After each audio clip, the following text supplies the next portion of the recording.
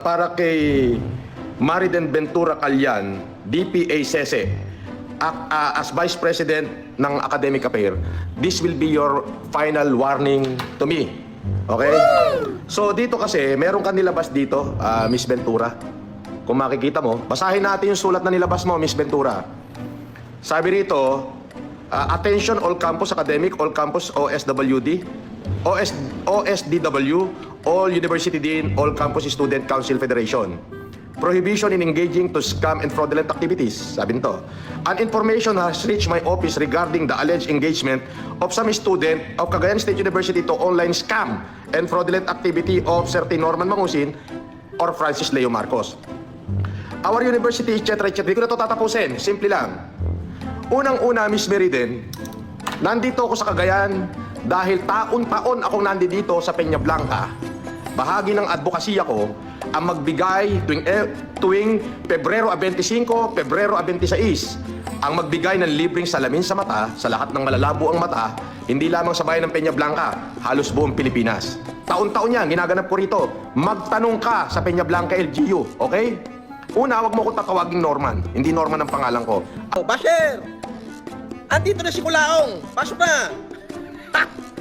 Oh, Basher, pasok na! Andito na si Norman Mangusin!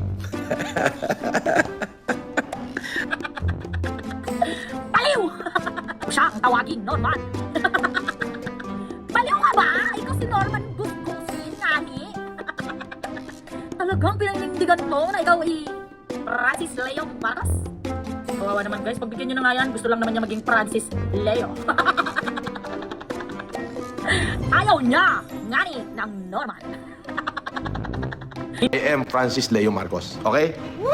Now, habang nandito ako namamalagi sa Cagayan, bahagi ng aking vlog na kung sino man ang unang dumating habang nagla-live ako, binibigyan ko ng 5,000 piso. Totoo yun. Magmamano lang. Yes. Maraming estudyante, hindi lamang CSU. May mga taga North Luzon State University, meron kung saan-saan galing. Nagpunta rito, nabigyan ko naman. Nagkataon na 2 estudyante sa magkaibang araw ang nabigyan ko dyan na nag-aaral sa Cagayan State University. Now, marami kong basher. Yung mga basher ko, binash kayo, binlag kayo. Ngunit magtatanong ako, nasaan doon ang scam? At ipaliwanag nyo paano naging scam. Miss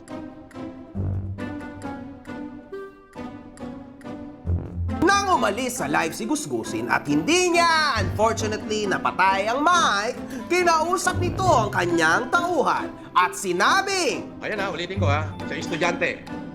Hintayin nyo ako. Wait lang, mabalik ako. Utapan ka, nag-end live ako at wala pa yan. Utapan ka, nag-end live ako at wala pa yan. so ibig sabihin pala nun, ulitin niya natin. Utapan ka, nag-end live ako at wala pa yan. Ulitin niya natin. Utapan ka, nag-end live ako at wala pa yan. Ibig sabihin pala nun, scripted lang pala yan at pili lang ang mga estudyante. So hanggang sa Isabela, abot ho ang kabulastugan at kalokohan ni Norman Gusgusin. Utapan ka, nag-end live ako at wala pa yan. Meriden o Mrs. Meriden Ventura. Ngayon, naglabas ka ng statement, parang inaakusahan mo ako na ako ay scammer. Bibigyan kita ng 24 oras para mag-public apology. This is... Mr. Makalma, kailan mo narinig na sinabi ko na ako'y nagpapanggap na kapatid ni Bongbong? Di ibig sabihin fake news din ang lakad mong hindot ka. Di ba? Tama ba? Paano mo sasabihin na kailan mo narinig? Bibigyan kita ng 24 oras na ilabas sa akin na narinig ko sa bunganga ko na kinlaim ko na magkapatid kami. Ni Bongbong Marcos, kapag hindi mo yan na ilabas, araw-arawin din kitang animal ka. My last and final warning, otherwise, gagamitin ko lahat ng kapangyarihang meron ako, pasisibak kita sa trabaho, kakasuhan ko pa yung Cagayan State University. Woo! Patunayan mo na may fraud. Una sa lahat, scripted yun. Okay? 10 years ago na silang graduate. Puro ka katarantaruhan. Pangalawa, anong magmamano lang? Pinapa-10 share mo? 10 like? Pinapa-surprise bring me mo? Meron ka bang pinapa-share? Dapat 25K ang likes? Kapag hindi mo napatunayan, suhan kita. Lahat ng pwede kong gawin, gagawin ko. Lahat ng kapangyarihang meron ako, gagawin ko na. Orasyong salapintig, bayabas na may leeg. Gamitin mo lahat ng kapangyarihan mo. Nabarabang, meron. Sipak kita sa trabaho, patatanggal kita sa DepEd, kakasuhan kita sa Maynila, at kakasuhan ko pa yung Cagayan State University. Bakit kanila pinayagan na maglabas ng ganyang statement? Ipakalat nyo to, kino-call out kita. Nasaan ang fraudulent? Kumakalat na ang mga estudyanteng nanalo ng premyo ni Norman Gusgusin ay magkakamag-anak pala, mga kahombre ko. Diyos ko, Lord. At huwag niyong kalilimutan, ho, ha?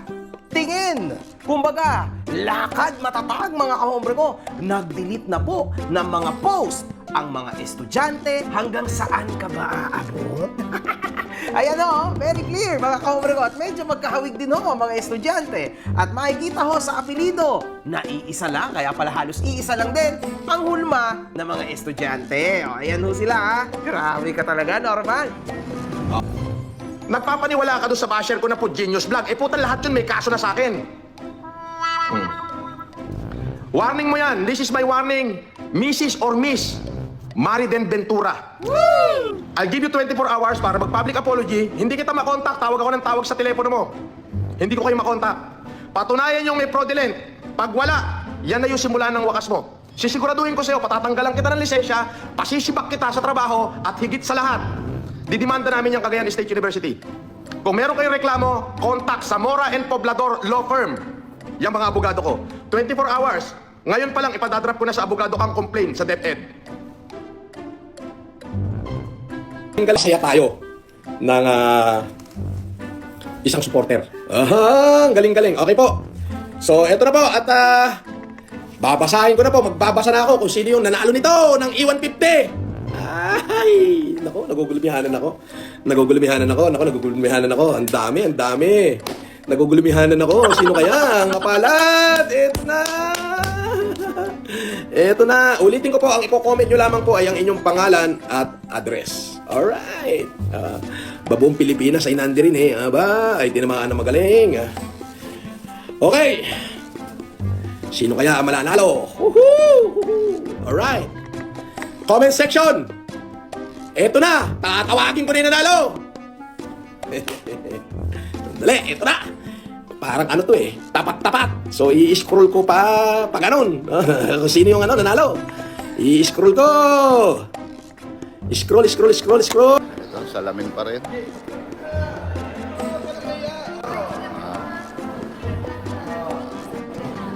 This is 3 days. Sige. Oh, yung ano to sa TikTok, isa pa sa follow. Ano po? I-survey. Diesel po. Diesel na po. Kayo po Ano po? yung sa live Sa TikTok po ako po, sir. Okay. Nanginginig ako na na-excite.